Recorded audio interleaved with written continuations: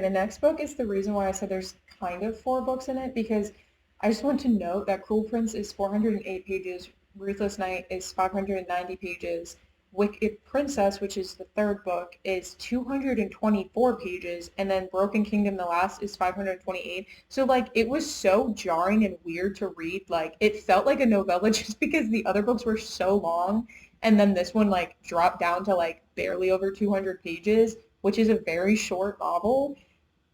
I don't know why this decision was made. I mean, I kind of get it, but also like it was weird. But anyway, Wicked Princess is the next one. Um, it is Bianca's story. This one is distinctly, I would say, just Bianca's story, which will make more sense later.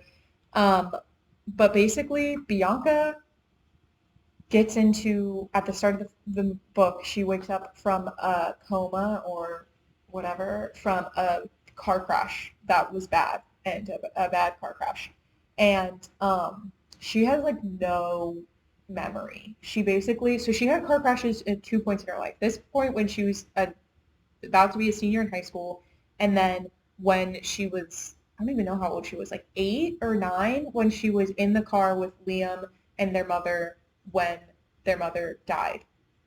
So these two very distinct points in her life, she has car crashes. So when she has the second car crash, she reverts to her memories from after her first car crash. So she like thinks she's 8 or 9 years old.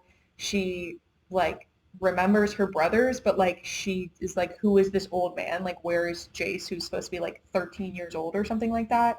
But she recognizes her dad because like her dad looks basically the same, like because he's a grown man, like you know. I've also not really touched upon the relationship between the siblings and their parents that much, because I think it happens mostly in Bianca's books.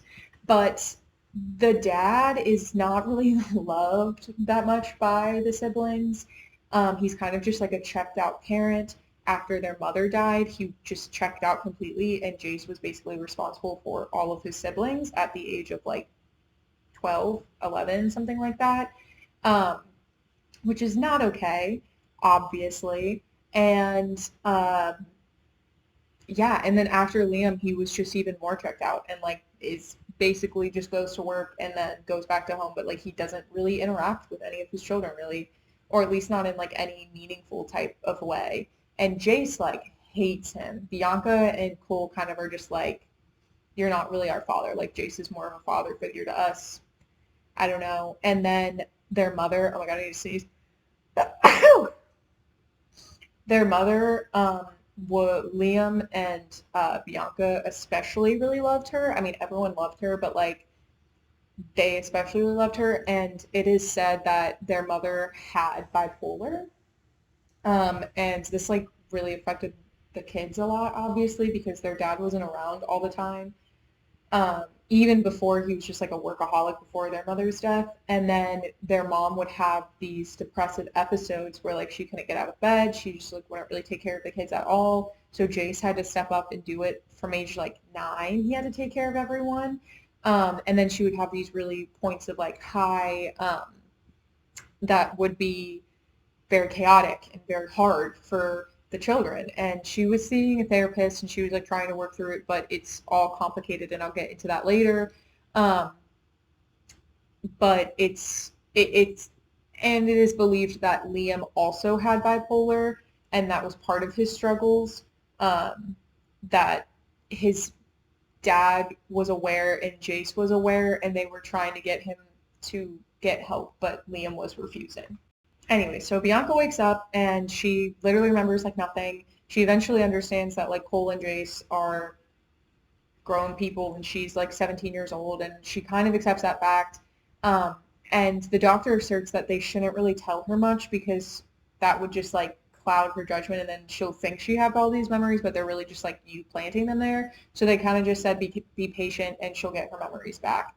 Um, the brothers don't know what to do about the Liam situation because she keeps asking to see Liam because her and Liam were like best friends, really close. And they keep being like, no. And they don't know what to do. They're like, oh, he's gone. Like, he's just away right now. And she's like, I was in a really bad crash and Liam didn't come to see me. Like, that's not the Liam I know. And they don't really know what to do with the situation.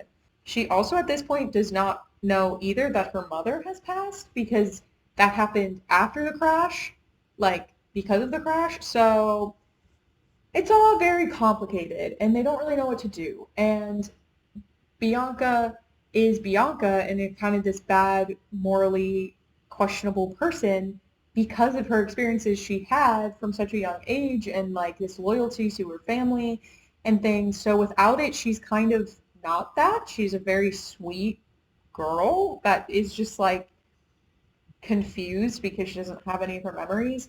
And she's thrown into such a confusing situation of going back to Royal Hearts Academy as a senior and not knowing anything. And all of these people hate her and despise her, and like especially these girls because she was the cheerleading captain.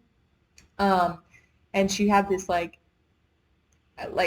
she was just like a like ruled over the school, and now everyone's like, oh, she's super vulnerable, let's get her back. So she like begs and pleads to not go to Royal Hearts Academy anymore, and she ends up going to the public school instead.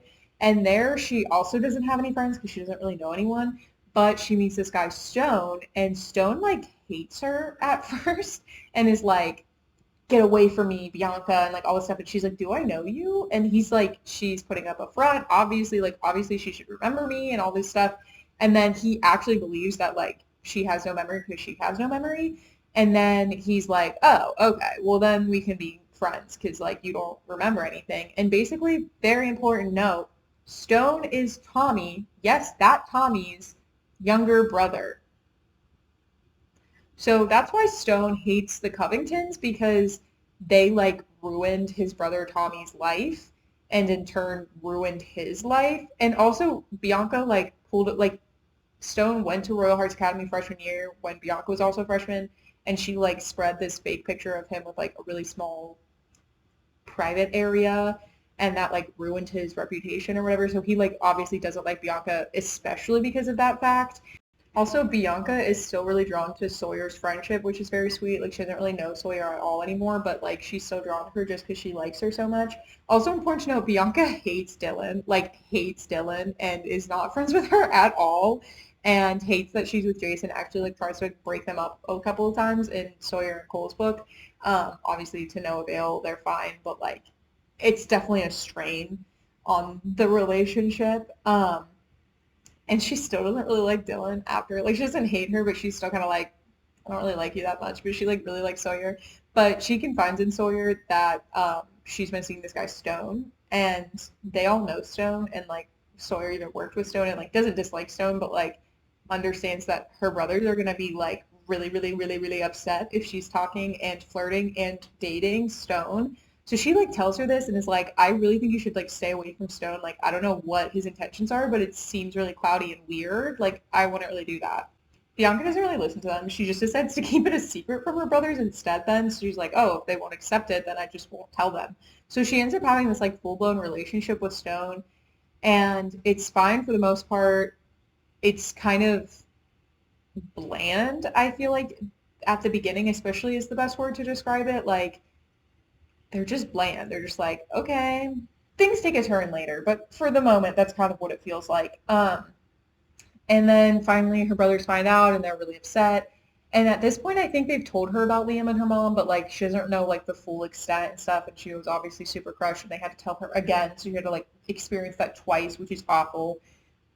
Um, and they're so upset about Stone, but she's like, Stone didn't do anything. Like, yeah, maybe you can hate Tommy, but like Stone didn't do anything. And then it kind of culminates to like she goes over Stone's for Thanksgiving, I believe, and or maybe Christmas, and Tommy shows up, and Tommy's like awful towards Bianca and is like super mean. He like tries to grope slash make out with her with Bianca's refusal, but like he still continues to try. So he's assaulting her. And Stone sees this and gets really upset and beats up Tommy and throws him out and is like, stay away. And the brothers are really like enamored by this. They're like, okay, so you do really care about Bianca. Like, we shouldn't blame you that your brother's like an awful human being. Like, you didn't do anything. Like, it's not your fault. So they kind of, after a while, give Stone the benefit of the doubt. And basically, Stone starts acting really weird towards Bianca, like just really controlling and just like upset. And also, like, Bianca's getting snippets of her past life, like just randomly. So she's finding out why all these people hate her. She finds out that like she was not driving the car. Someone else was driving the car who she doesn't know who it is, and that they killed someone else when they hit them. And it was this girl, Haley. And she doesn't know how she knew this person. She doesn't remember like anything about that. She doesn't remember like all of these other people that are like coming and like talking to her. There's this cheerleader, I don't remember her name. I think it starts with a B. Maybe it's like, I don't remember, but she like is like making out with Bianca and stuff. And Bianca's like, who are you? Like, I don't know who you are. And she like explains it and it triggers all these reactions. So Bianca's like trying to figure out who she was and why she was the way she was and piecing that puzzle together and remembering who she was. And Stone is so weird and awful about it. And like it ends up like with her kind of keeping things from Stone, rightfully so, I think. Um, because he starts getting really controlling and really angry whenever she doesn't do as he says. So very, very big, awful red flags are being raised, but they're kind of just ignored. And he ends up proposing to her at their high school graduation. Wild. Also, the fact that like she doesn't still have all of her memories of her life. Like what? It's been like less than a year. But she says yes. So that's like where the first book ends, or Wicked Princess ends or whatever, is like that she's engaged. And I'm like, what? So that leads into Broken Kingdom, um, which is the next book and the last book in the series. So it's still Bianca's story. So now she's in college and her and Stone are engaged and she's a freshman in college. They both go to the same school and she's still kind of trying to piece together her life. And the big thing to her is she wants to know who else was in the car with her. Like that was really important to her and she doesn't understand who it was. And she also is getting flashbacks of Oakley. And she's like, who is this man? I don't remember him. Why is he not around us? He's supposed to be like your best friend. Like, where's Oakley? And the brothers get really upset whenever she brings him up. Important. um, so yeah. So the book starts and we kind of get Oakley's perspective too of like he is getting out of jail and we don't know why and take a good guess. But he's getting out of jail and he is just like doesn't know what to do with his life. And his dad is super, super supportive and is trying to help him any way he can. He helps him get an apartment. He helps him get a custodian job at the college eventually that Bianca is attending and things, but not because of that reason, just because he needs a job, obviously. Really tries to like set him up. Also important to note, this thing in Oakley's life that I did not mention until now because I thought it was important to like mention with Oakley's character in the first book. So Dylan's aunt is Oakley's stepmom. Oakley and his stepmom were having a relationship for like years since he was like 16 to like 18 with this grown woman. Not okay in the slightest.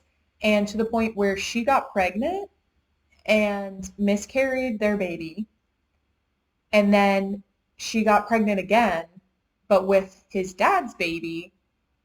But for a minute they didn't know whose baby it was. And his dad had no idea any of the situation was happening.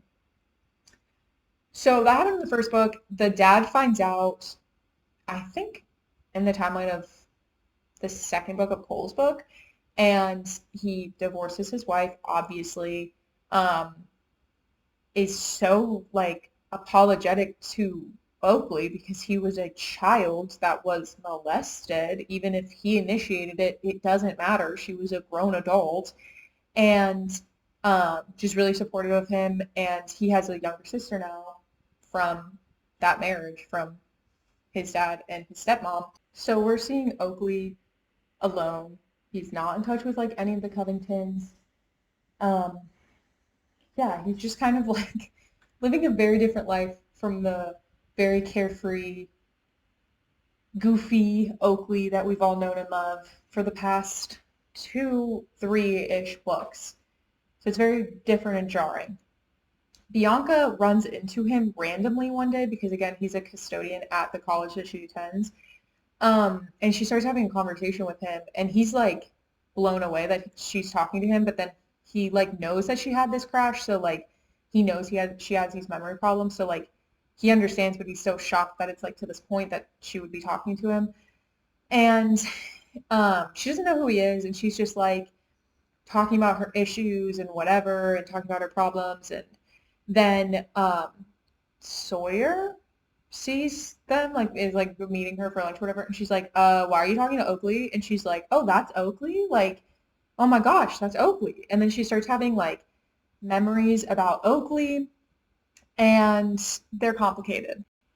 Basically, she has all these really positive memories of Oakley and being around and with Oakley, and like being really close to him. But everyone around her, all of her family and her friends are like, stay away from Oakley. Like, he's really dangerous and you can't be around him. And she's like, I don't understand. He used to be your best friend. Like, we were all super close to him. Like, I don't understand what happened. And they don't want to explain it to her because, again, they don't want to like put memories in her brain. And also, I just don't really think they want to talk about it. But it just confuses Bianca even more. And she's just like, no, I'm not going to do that. I'm going to stay friends with him. Stone, they tell Stone about this, like the brothers, that she saw Oakley, and Stone's like, nah, nah, nah, nah, you're not seeing Oakley ever. Like, you can't see him, whatever. And he's so controlling and gross. And Bianca just ignores him, ignores all of them, and like actively seeks out Oakley and is like, I'm getting more memories and dreams than I ever have since I saw you. Like, I want to be your friend. Like, I remember being your friend. I want to be your friend again. And Oakley at first is like, no, no, no, no. Like, that's really dangerous. Like, your friends are right. Like, we shouldn't be friends. And then he kind of relents over time and it's like, you know what? I could use a friend. Like, if she's okay and comfortable, then like I want to be her friend. I want to be here for her because that's the most important thing. Like, he says that. He's like, Bianca's the most important thing, so I'll do whatever she wants. And a lot of the memories she's having of Oakley, I think it's important to note. Call back to the when I was talking about the second book. Um, she likes Oakley. She like had a crush on Oakley, and she was manipulating and conniving her way into his relationships. So important to note, Oakley had a long-term girlfriend, like on and off girlfriend, all of high school named Haley, who, yeah, leave it at that for right now. And then later, like when Bianca is a junior and Oakley is like, I guess, a year out of college. Also, he's living in their pool house at this time because he doesn't want to live with his dad and his stepmom after everything that happened. So he lives in the Covington's pool house, like free of charge, I'm pretty sure, and just like living life. And he's also a drug dealer at this point. Because this is coinciding with like the third book because we're going back in time. Um, he is dating this other girl, the girl that kissed Bianca, that her name also starts with a B. I'm gonna say it's like Brittany. It's not. I know it's not, but I can't remember her name, and I doubt I'll be able to find it anywhere. So I'm gonna call her Brittany for the purpose of this video. I'm sorry to whatever her real name is actually. So Bianca's really confused because she's like, okay, wait, Oakley's two exes, I like have memories of them. Also, Haley, also like she has memories of her also like doing things like hooking up with her or whatever, and she's like, I'm really confused about that. I don't know what's happening. This she realizes in Wicked Princess, like the book before this, but like she finds videos of Haley in compromising positions, to say the least, and she does not, she's horrified by this and has no idea why she would have videos like this like saved. Like, she's like, that's really messed up. I don't know why I would do that. I don't know either. No, when we find out. But so she's like really confused because she knows they all connect to Oakley. So she is like, oh my gosh, this is so bad. I literally was doing all of this just so I could be with Oakley, which is not true, and we'll find out that later. But basically, her relationship with Brittany was seeing Oakley, but Brittany was really in the closet and was gay, and Bianca realized this and manipulated her and And I'm also not trying to like say that Bianca did good things. I'm not saying that at all. She manipulated and used a lot of people. So I'm not trying to say that at all. But she basically like came on to Brittany and then Brittany was receptive and Brittany started cheating on Oakley with Bianca and this culminated in I think Bianca's like 18th birthday. Oakley found out and then broke up with Brittany and was really mad at Bianca, obviously. Cool. That's kind of like the whole relationship there. Brittany still has like a lot of love for Bianca, like in a friendship type way. Haley, we don't know why she's blackmailing her, but we understand their relationship is like Oakley and her were always on and off again, and they were always friends, like at the end of the day. And Bianca and Haley started to become friends too, and they basically had this deal where Bianca and Haley would get this guy, and then they would go to a secluded place, and then Haley and the guy would, start having relations, and Bianca would just like watch and instruct them, and that was their thing, and they did that pretty quite frequently. Um, and it would turn out later that that Bianca was recording these to use against Haley, but like she was still experiencing them, whatever. And we know from the flashbacks that Bianca was pretending to be friends with Haley and like they were friends, but Bianca did not like Haley. That was very clear. Like she did not like her. And Bianca originally thinks that it's because she had such a close relationship with Oakley and she was jealous of that. And that is part of it, but not the full thing. The full thing actually is pretty complicated. It's because Haley's father is a psychologist and a therapist, and he was Bianca's mother's therapist. Do you have that? Did that make sense? I hope so. So when the first crash happened, when she was like 8 years old with Liam and her mother in the car, her mother was having like a meltdown and was like crumbling and was crying and having a really bad time. And Liam and her overheard her talking on the phone to someone and like saying I love you, and then she said Mark. So it was not their father's name. They were very confused, and then he said something really distressing to her, and then their mom basically decided that she was going to end her life and she was going to take Bianca and Liam with her. So she was going to crash the car purposely and do that. She did succeed in ending her life, but Liam and Bianca both survived. Um, Bianca with very minimal damage. Liam developed his stutter from the trauma and he also got like scars all across his like face, which was also part of the bullying that I didn't talk about. But Bianca didn't have any like physical trauma, but obviously a lot of mental trauma. Bianca and Liam decided to keep this a secret from everyone because they didn't want to like tarnish their mother's name. Um, Especially because they didn't know who this Mark was and they didn't really have any reason to think that like telling anyone would do anything. And that was part of the reason that like Liam was struggling so much because he was keeping the secret and he didn't want to keep the secret, but he didn't want to betray Bianca. And it was all this like complication and Bianca over the years had to like remind him like you need to keep this promise to mom, like you can't tell anyone, like that would like ruin her reputation and all of these things. So it was really hard on Liam and obviously Bianca too, but like Liam wanted to tell people, but Bianca didn't. It's also random, but I guess important to note that I mean like Liam and Bianca were really close. And when Liam was going through all of his troubles, he did talk to her about like his mental health issues, but again, Bianca was like 9, like way too young to really know what to do or to like grasp that situation fully. And she did the best she could. Like she really tried to comfort him, but again, she's a child. Um, but at one point, Liam says something about like no one will ever kiss me, no one will ever love me, like this is all messed up. And this was, I'm pretty sure, like the night before the dance or something, because it all happens around the dance. So this was like Bianca's missing piece of the dance story. Um, and Bianca is just so like hurt and like upset that her brother will never like doesn't understand like the love she has for him. She kisses Liam and which is weird.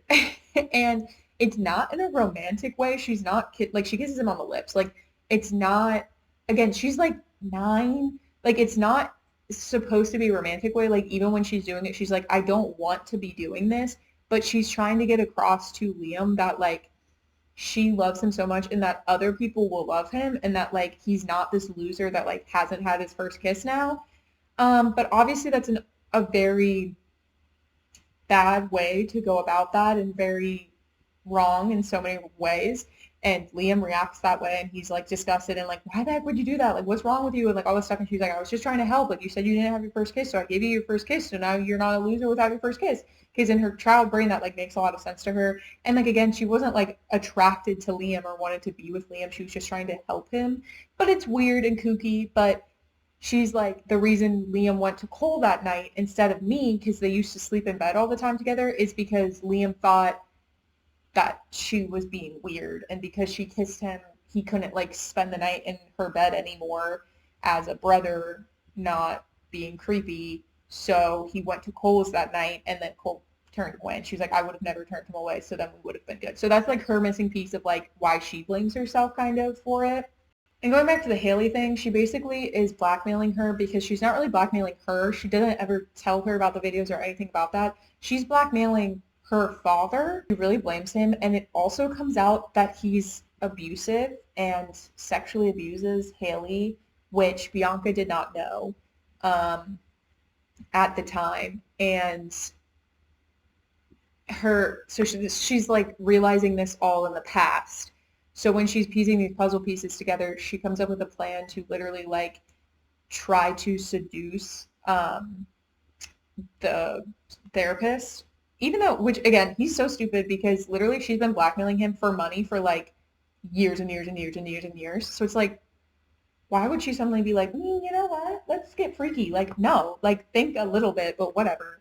But he does, and he ends up trying to assault her, and then she presses charges, and then um, he, I don't even think he really goes to jail. Oh, he doesn't go to jail because he gets by another dad who his young daughter, like 8-year-old daughter, was seeing him, and he was sexually abusing her. So that dad, the therapist, so he's gone. And also, so then Haley dies in the car crash because she was the other car. So Haley was going to live this life free of her father for the first time, and she never got to experience that. So Bianca feels really, really, really awful and guilty about that once she starts realizing this, and is like, because her nudes and stuff were still leaked by Bianca. Actually, I don't think Bianca was the one that actually leaked them, but they were somehow leaked. But she had them. Bianca was the one that took them, so she still has like a part to play in that, obviously. Um, and it kind of ruined Haley's life, and she was like trying to recover from that, and then obviously she died. So it's kind of like good news because Bianca wasn't a bad person for no reason. She still was a bad person, but like she felt justified in the things she was doing because of what had happened to her mother and her family and to Haley eventually. Um, so it was fueled by something semi-righteous, but obviously still doesn't make it right. But that was really comforting to her because she was just like, thought she was just this like awful human being, and now she understood the reasons why she did things in the past and could like recognize that. Also, she's having all these flashbacks of her and Oakley being together. They were in like a full-fledged relationship. It was a secret because they were trying to keep it away from like Jason Cole because they didn't want them to like affect their relationship with Oakley. Um, but they were fully fledged together like for a while. Like it was rocky at the beginning. Like she was so into him, and then he didn't want to pursue it, and then like he finally caved, and then they had this like beautiful relationship, and it was like they both were in love for like the first time ever, and Oakley didn't really know what to do and didn't know how to trust it because he had such bad experience in the past with his stepmom and like things like that. Um, so he was kind of like running away from the issues, and that culminated into the crash that happened. Oakley was driving that night, duh. But Oakley got in the car and he was like leaving and was like leaving Bianca. because he was freaking out about something. I don't really remember what. I think she said I love you and that like really freaked him out or something like that. And he was just like, I need to get away. Like I can't do this. I'm gonna ruin you. I'm gonna like do whatever. And she wouldn't let him go, so she got in the car with him and he was driving like erratically because he was upset and then he ended up hitting Haley and then he was the reason this whole crash happened and he went to jail because he took a guilty plea or took it went was said he was guilty whatever to Haley's manslaughter, which he only gets like 9 months or something, which I'm like, that is not realistic. Like I thought like it wasn't premeditated, but I thought manslaughter like you got a lot longer, but he only gets like 9 months or something. So that's why he was in jail, but he wanted to because he loved Haley in a different way, like as a friend, and he was like, I ruined her. She's gone, and she was only like 19, and that's my fault. Um, so he feels like really bad about that. But they had this beautiful relationship, and Bianca realizes this, and like while they're still friends with Oakley, and she's kind of, it's so beautiful. She's like reforming this relationship with Oakley that's new but familiar but different because she's a different person now and they're like falling in love for a second time and it's so good and she still technically was stoned during this time until Stone basically finds out that she's been hanging out with Oakley still, I'm pretty sure is the reason, and he like tries to like physically hurt her and Oakley steps in and stops it and cool and whatever. Um, or no, yeah, he does. But then they say Cole did it because Oakley would go to jail because he was on probation. Yeah, I think that's the situation that happened. Or Jace did. And they're like, oh my God, they're accepting Oakley back into their life or whatever. Again, just because like the boy like beat someone up. Bianca, like that's the second time that's happened. Like it's a bit weird. Maybe you guys' standards should be like a bit higher than that. But whatever. So Oakley's kind of in their okay graces now of the brothers. Him and Bianca are like back in love, all of this stuff, but Oakley's still like, I still shouldn't be with you, Bianca. Like you still don't know the whole picture. I don't think you can forgive me until you know the full picture. And she's so confused and is so sick of people keeping things from her and so sick of the whole situation. So I think Cole eventually tells her, I don't even remember who really tells her, but basically she was pregnant with Oakley's child when the car crash happened, so she lost the baby. She didn't know she was pregnant. She was still very early on, but it was found out later on, like the when the crash happened, they were like she lost her baby, and Jason Cole didn't know she was pregnant, and it was like a whole big thing. And Oakley was devastated because he had already lost a child before to the miscarriage with the stepmom, and then now he was losing another child, and also he felt like he had taken that away from Bianca. Um, so someone tells her, maybe he tells her, and Bianca has a very distraught reaction to this and is very upset about it and doesn't really know what to do or like how to move forward from this.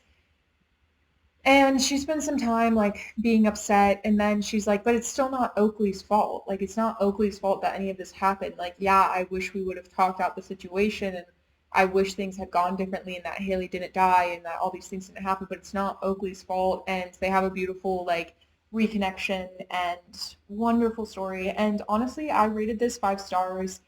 Um, I think this series was just so good and it had all of the pieces that I wanted in a series, but the first one was lacking things for me and the second one picked up on a lot of those things and was better, but the fourth book just was like perfect and like I don't know, it was my first I think 5 star read of this year, I want to say, and I couldn't stop talking about it. That's why I really wanted to make a video was about the series was because I love Oakley and Bianca so much. That book just is so beautiful of like falling back in love. And I think the concept of like going back and forth between like getting these glimpses of her past is like so cool and so interesting, like a storytelling device. Um, and again, I keep saying it, but that like through line of the plot line of Liam's death and how the events happened and the perspectives and the relationships that each of the siblings had with not Oakley, with Liam, and how that affected and changed them, I think is so poignant and important and interesting. It's so interesting. I've never ever read a series like that, at least not a romance series. Actually, I don't even think I've ever read a series like that. Like it's so good. Um, I'm pretty sure I've read now all of Ashley Jade's or AJ's books. I want to read more of her work so bad, so I definitely am like a lifelong fan now. Like whatever she puts out, I'm going to be reading. But I feel like I've heard no one, and I mean no one, talk about the Royal Hearts Academy series. So like I really felt like I wanted to talk about it. And I know this video is like eons long. I literally think I've been talking for like so long, and I don't know if I'm going to cut any of this out. So I wouldn't be surprised if this is now a two-part video. I guess you guys will see that now. So it might be awkward about the things, but yes, thank you for staying along and listening to me ramble. I was so invested in this book, and I really wanted to talk about how beautiful and amazing this series was. So yeah, thank you. Thank you to you. If no one told you today, you're beautiful, wonderful, fantastic, creative, smart, and funny. And I hope someone told you. And thank you for watching, and I'll see you in the next one.